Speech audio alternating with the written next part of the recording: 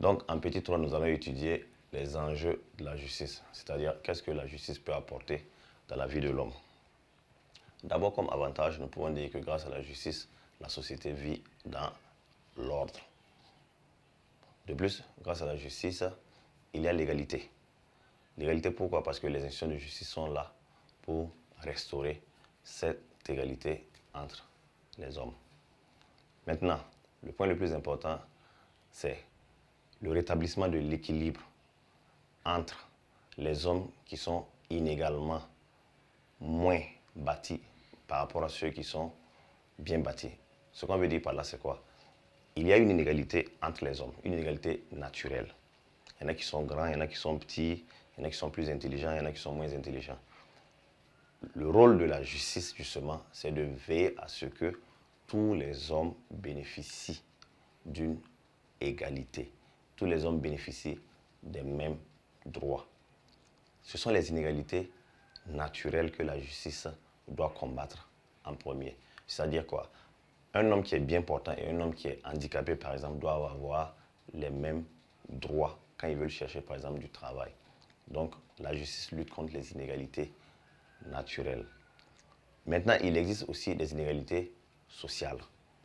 Par exemple, la richesse et la pauvreté, ou encore des faveurs qu'on accorde à telle personne à cause de sa position par rapport à d'autres. Le rôle de la justice, c'est de lutter également contre ces genres de maux sociaux, tout simplement. Donc, les enjeux de la justice.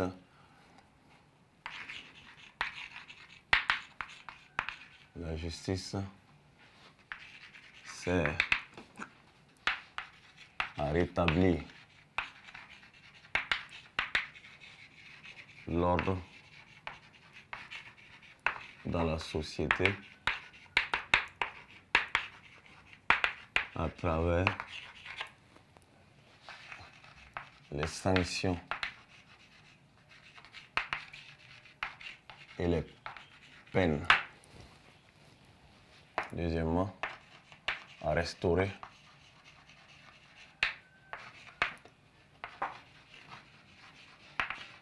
l'égalité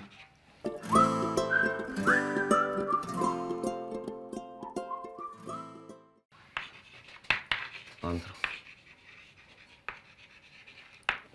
les hommes. L'égalité entre les hommes sous deux ordres, à lutter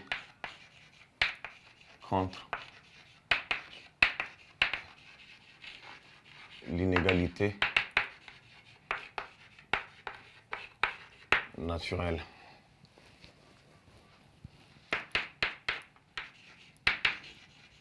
À lutter contre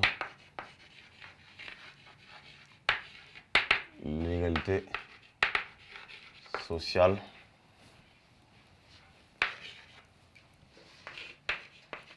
le favoritisme.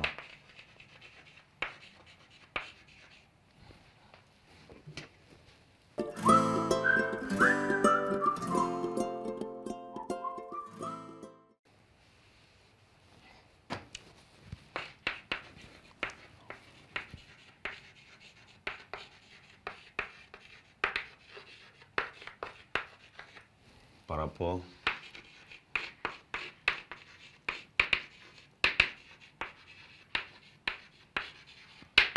à une autre. Donc, voici les enjeux de la justice. La justice sert à rétablir l'ordre dans la société à travers les sanctions et les peines. Deuxièmement, à restaurer l'égalité entre les hommes. Et on a un sous-point à lutter contre l'inégalité naturelle et ensuite à lutter contre l'inégalité sociale, le favoritisme pour une couche sociale par rapport à une autre. Donc, nous allons passer en revue maintenant les grands points que nous avons eu à étudier dans ce chapitre qui portait sur le droit et la justice. D'abord, nous avons introduit. Ensuite, dans le grand 1, nous avons défini les concepts. On a défini ce que c'est que le droit. On a cité les différents types de droits. On a dit qu'il y avait deux types de droits, le droit naturel et le droit positif.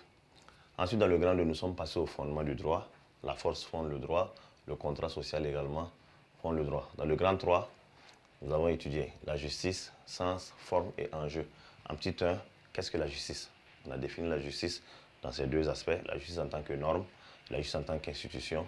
Ensuite, les différentes formes de justice, la justice distributive, la justice répressive et la justice commutative.